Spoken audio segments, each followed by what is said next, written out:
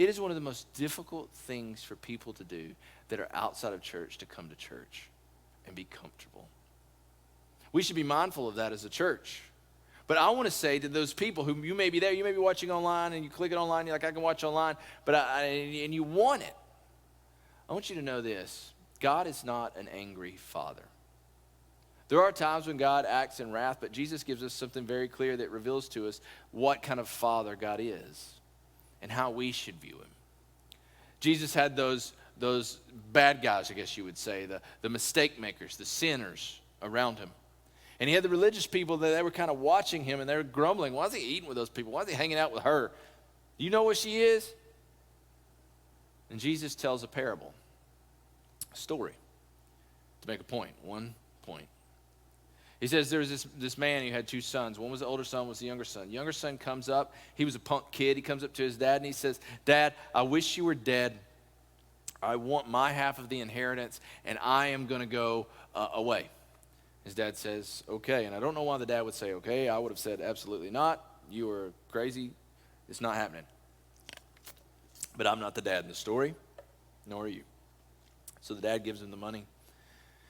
The older brother's like, what's going on, right? What in the world? So the son leaves.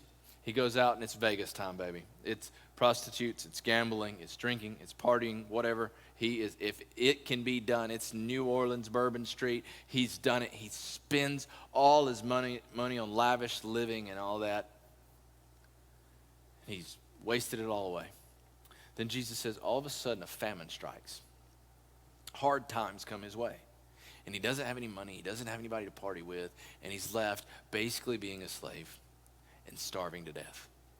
And he finds himself doing what a Jewish man in that context, or a Jewish man even today, would find most repulsive. He finds himself feeding the pigs. Jewish people don't eat pigs. This Jewish man would not have eaten a pig. He wouldn't even be around a pig. It's disgusting to him. He finds himself feeding pigs, and it says he's so hungry. He's so desperate that he longs just to eat from the pig's food. And then in that moment when he's down and out, he says, man, I wonder what my dad's doing. I wonder what my dad's doing. I wonder if he'd take me back. I wonder if he'd let me just be a slave at his house, just be a servant, not a son any longer, not any inheritance. Just let me go there and work and eat. I know my dad has good food. I know my dad has some financial strength. So the son decides he's going to try it, and he takes off walking home. His head drooped, body language is down, mopey. I'm very remorseful for what I've done. He's maybe even like someone coming into church, he's afraid to hold his head up. Maybe he gets the shakes. Maybe he's nervous as a cat that someone's going to talk to him or someone's going to tell him, hey, you're not dressed correctly. But he goes home with his rags and he walks toward the house, and he gets to the house and he looks up and he sees all of a sudden someone running toward him. An old man pulling up his clothes just high enough that he can raise his knees and take off running. It is his father. His father runs to him, grabs him, throws his arms around him, kisses him, hugs him, says, bring me clothes. He takes new clothes and he puts on him. He takes a ring and puts on his finger, which is the equivalent of his credit card. And he says, throw a party, kill the best thing I've got, the fattest cow I've got. We're going to feast.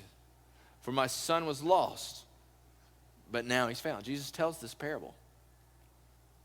It was fitting to celebrate, the father says, and be glad, for this your brother was dead and is alive. He was lost, but he's found.